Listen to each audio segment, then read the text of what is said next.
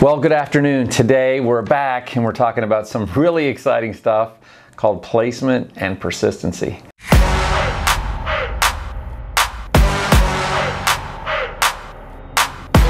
So let's talk about what that is. Placement and persistency. Placement is when you write a policy, you submit it, everything goes through, you've done your underwriting correctly in the home, you've done the assessment correctly, the client has signed the application, you've submitted it, and the first premium doesn't draft.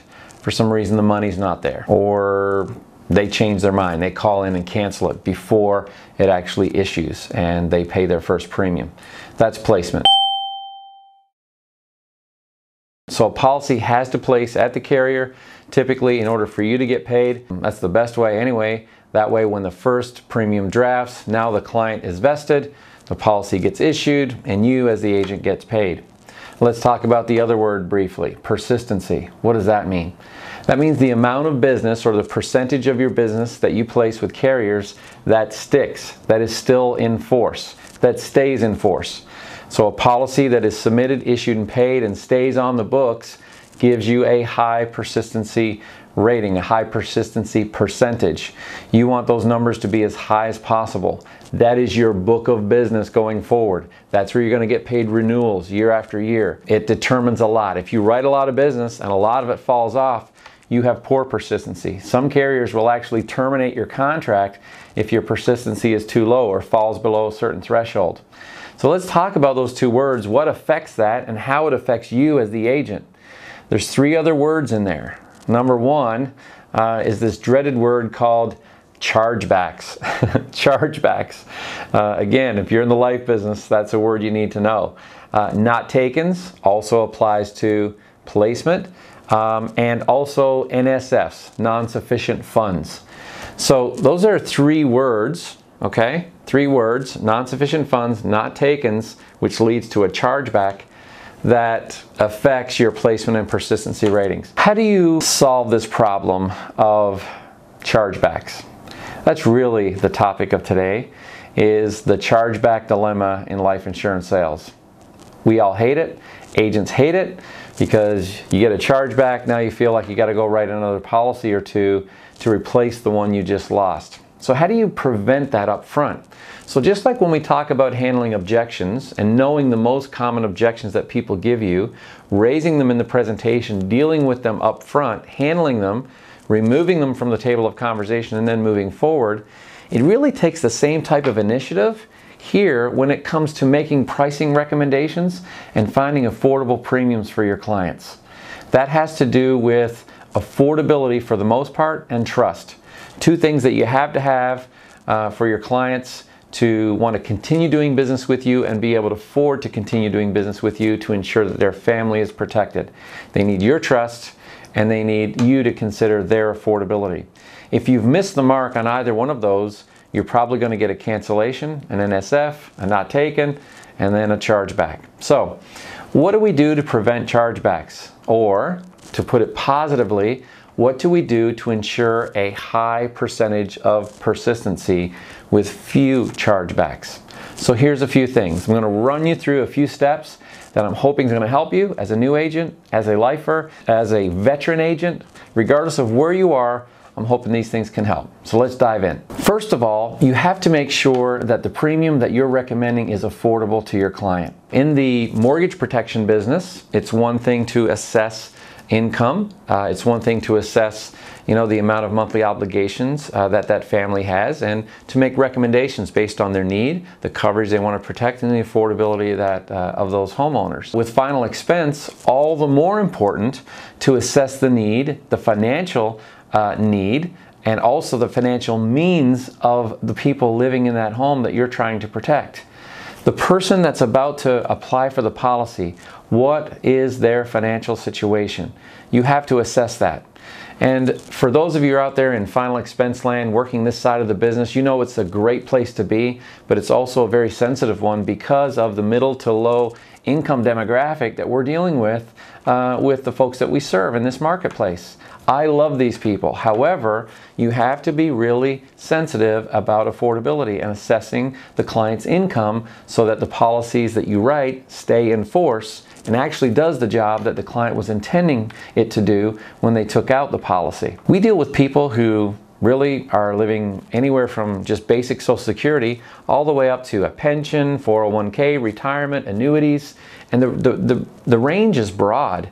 However, in final expense, you probably find that the majority of your people are in the middle to low income categories. And we get a lot of people that are simply living on Social Security. And that Social Security can range. If a husband and wife are both drawing Social Security, it typically over $1,000, sometimes up to $2,000 a month in Social Security benefits. If there's just one drawing Social Security and the other one's just drawing a small portion, sometimes that income can get lower.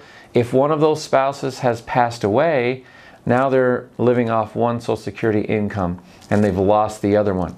So these things all need to be considered, and making sure that you make recommendations that are affordable for your client is, and here's the word, my favorite, super important. It's super important to ensure affordability and to guarantee affordability. It's actually better for you to talk somebody down. So if you go into a home and somebody says, I want to know how much $10,000 is, because that's what they think a funeral plan is going to cost. And that's a very common number today. You'll see that in a lot of homes. Before you give a price for that, please ensure you do the health assessment and you understand their income, because they may have a condition which is going to put them into a higher price policy or even a graded benefit, which is going to move the price up, of course. And they may be in a low income situation, which is going to put them in an affordability tension. And you don't want either one of these to be the determining factor whether they have any coverage or not. Because like you've probably heard, some thousand is better than no thousand when it comes to offering a final expense plan for their family. But the most important thing is that they can afford to pay for that plan. So it's important you do the assessment, find out what they can afford, look at the options, and then give them those options, but don't let them overbuy. That's the worst thing. For a new agent getting in, sometimes you get excited, you want to sell those big apps. I guarantee you, you're not going to like it when you get a chargeback 90 days later and they start hitting all at once. It's not a fun period to go through. We've seen our agents go through that. Please prepare properly, and please take precautions to talk people down to make sure that they're in an affordable premium. So their affordability is the #1 thing to consider to prevent NSFs, not takens, and then the ultimate chargeback. It will maintain a high percentage of persistency if the plan is affordable, and of course, they trust you. Secondly, let's make sure that you set up the payment for their bank draft on the date that they receive their Social Security benefit, or on the date closest to the date when they receive it, but always after. Let me explain what I mean by that. A lot of companies now, you can actually set up the payment through a Social Security benefit authorization form where the premium drafts the same day that your client receives their Social Security benefit.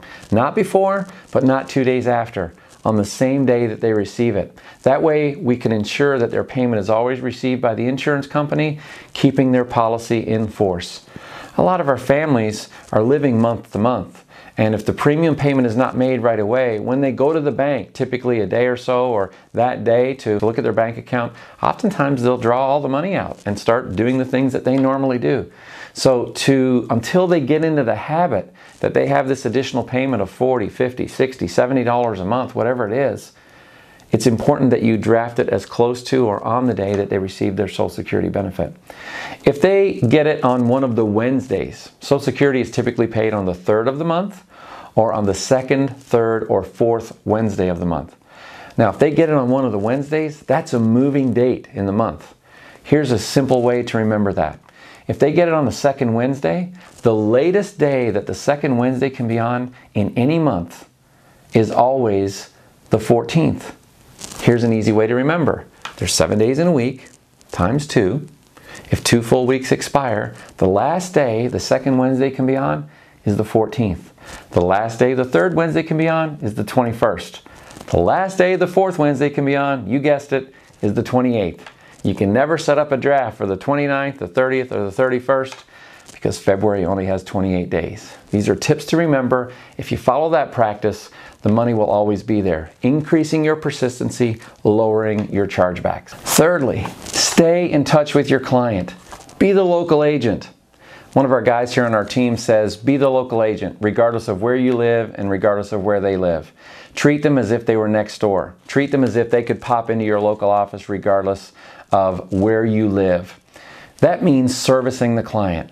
When you get home, you submit their paperwork for their policy, send them a thank you card. You can do that now online very simply. There's programs that you can utilize for that, or you can handwrite one. You can buy a box of cards at the local Staples or Target or Walmart and write a simple note from you to them saying thank you for trusting me with this important benefit. That goes a long way. When they receive that from you, they know you're not just a one-hit wonder. You're actually following up with them.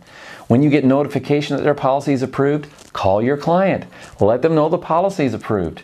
If they're close enough for you to deliver the policy, have the policy sent to you and you bring it to the client and deliver it. You can use these opportunities to create referrals, to create goodwill, to sit and build value back into why they purchased the plan and who the plan is for, and reinforce to them the idea of what they did is really important for their family and is very noble, and it's a very loving and caring thing to do for their family. These are great moments and opportunities.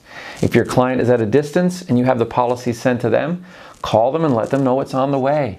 Follow up with them to see if they got the policy when you expect it to be there. Ask if they have any additional questions. Send out a birthday card on their birthday. Send out an anniversary card on the anniversary date of their policy. But also be sure to call them on the anniversary date of their policy to let them know you'd like to pop back in and see them for an annual review. Our goal typically is to try to touch base with a client at least 4 times a year here at our agency. And so we recommend our agents, if they're not back in the same area, to be intentional about reaching out to their clients at least quarterly to touch base. All these things increase persistency, lower chargebacks. Be the local agent. It goes a long way. All right, so let's talk about what you do when you find out you did get a chargeback. The client didn't call you. You get a notification in your email, that dreaded notification, that a client has requested cancellation or surrender of their policy. Of course, as you know, for most of the companies that we work with in the final expense industry, a lot of them will advance 9 months worth of commission. And so for you as an agent, those first 9 months are really important. If a policy stays on the books more than 9 months, it has a very high probability and percentage that it's going to be on the books when that client passes away. And it will be there as the benefit for their family as they intended when they actually placed the policy. So your goal is to get it there. Of course, that's also the same window of when you would receive a chargeback, because if the company is advancing you 9 months worth of commission and the policy cancels or charged back 3 months in, then you're going to get a chargeback 6 months worth of commission on a 9-month advance because the company only received 3 months of payments. So now you have to pay this back. What do you do if you get that notification? First of all, you need to be very proactive. Call the company, find out why the policy canceled. Oftentimes it was just a bank account number, or it might have been something that was hung up that the client didn't understand. Sometimes it might have been an NSF, but it was unintentional that the monies were not available. Maybe we had it set up to draft on the Social Security date, but somehow the life insurance company got it wrong and drafted it too early. And again, the funds weren't there. Oftentimes it's just communication with the carriers, and it will allow you to interject before a policy can fall off entirely because it's simply a data entry error that you can get corrected at the company level. You can call the client and let them know, hey, the policy didn't draft. I understand why. You will see that policy pay from your bank within the next few days. Is that going to be okay with you? And confirm that. Call them. Stay on top of it. If you're staying on top of course, as we previously described, that's going to be an easy call to make. Sometimes, though, the company's going to tell you the client requested a cancellation. You need to be proactive again. Don't be like a lot of new agents and you get down on yourself when that happens. You get frustrated and you just want to go and try to write another policy to outright the chargebacks. Never do that. Don't just try to outright the chargebacks. You'll be on a forever run. It'll always be chasing you. Don't get into that bad habit. Stay on top of your business. Call your clients and find out why they requested a cancellation. Sometimes it's a simple misunderstanding. Sometimes the money wasn't there and they knew it wasn't going to be there. They were embarrassed to call you, so they called the company to request a cancel. And all they needed is just another 2 or 3 weeks because an emergency happened or something happened and they knew the funds weren't going to be there. Sometimes another agent may have gone in behind you and Talk to them about another policy or another benefit plan. Now, if you've done your job correctly, if you have done your job correctly, they will have the most benefit for the lowest price with the most features that you can find for them in the marketplace if you've shopped it correctly. So it should be difficult to replace your business on price. Find out what happened. Talk to them. If they won't answer the phone, you have to go there. If they don't answer the phone, please show up. Oftentimes, that's how you met them in the first place. You took the lead, you just showed up at their door and introduced yourself. Do it again. People typically, when you show up, they may not want to tell you on the phone what the real reason was because sometimes they're embarrassed, but when you show up at their home, they usually come full circle and you have full transparency with what really happened. And that oftentimes gives you an opportunity to build more value and help them understand what they misunderstood and get that policy solidified and back on the books. It's the right thing to do for your business, for your client, and for you and your family. So treat your clients right, follow through even in difficult situations. We all make mistakes. Clients make mistakes. It's how we handle the adversities while we're doing business and how we handle the challenges that creates our reputation of truly the service providers that we're going to be. So be a good one. One other thing about why clients might cancel a policy. Sometimes they've got something in the mail from AARP or from Globe Life or from another mail order insurance provider. They don't read the fine print. They forgot everything you told them about whole life and permanent plans versus term plans or 5-year increasing terms for final expense planning. They forgot about all the benefits and the guarantees and assurances of a permanent whole life plan for final expenses. They get this thing in the mail, they look at it, it's $24.95 for $10,000. Yours was $42 for $10,000. Of course, what they don't realize is that one is term and yours was permanent whole life. And that one's going to go up in 5 years. And in 10 years, it's going to be more than the one you put in place today. And at age 80, it's going to cancel. You might have told them all that. They see the new price. Everything goes out the window. They sign in the new one, send it in, or the husband gets involved or the wife gets involved who wasn't fully engaged when you were there. Something as simple as that can happen. It's a misunderstanding. You need to get back into the home to remind them of what you told them the first time and to assure them that they've made the right decision. If you do right by your clients, they will do right by you. But sometimes it takes 2 swings at the bat to actually get a base hit. What if you get 6, 8, 10 months into a policy and you find out you receive a cancellation? Well, here's a couple things that you can consider. Number one, if the policy has canceled, you need to call your client back first of all and do the right thing by them and get them back on the books. Oftentimes, if a policy cancels that far in, it's because of a technical issue or because of an affordability situation. And you need to go back and visit that client. It's important to stay with those families. When they have that first person pass away, they'll be so grateful you did. Just because you're past the advance period where you're not going to receive a chargeback because you've actually gotten past the 9 months, don't treat it as just free money and say, I don't worry about it, I'll go write someone else. Treat your clients with dignity and care as if they were your own family. It's going to build your reputation long term. It's going to get you the referrals that you want long term. And ultimately, that book of business, as I said when we first started, is yours. You're building that book of business. It has a renewal income stream. And that renewal income stream will pay you for years if that business stays on the books. So regardless of when the policy cancels, contact your clients back. Either get them back on the books with the policy that just got terminated for whatever reason to get them reinstated. And if you can't do that, then write them a new policy. The worst outcome is that you're going to get a new commission on that again. I know that's a bad thing. We don't do it to receive that. However, that does happen. So you have to take the good with the bad, and sometimes that can be a benefit from a situation that probably wasn't seen as ideal at first. That's not your goal. Your goal is to service the client all the way through to ensure their family has the benefit when they pass away. But it doesn't hurt to receive a new commission a year later, especially if reinstating them is going to be a lot more. You can't reinstate them with the company that just dropped them, and you have to write them with a new company. So there's a consideration there. Do the right things by your client.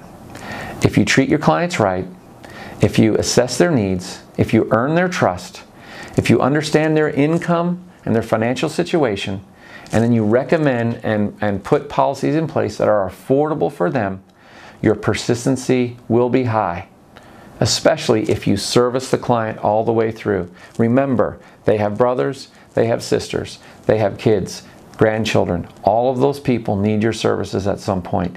Be the agent that services all of them over the next 5, 10, 15 years. You take care of your clients, and your clients will take care of you. That's it for today. See you next time.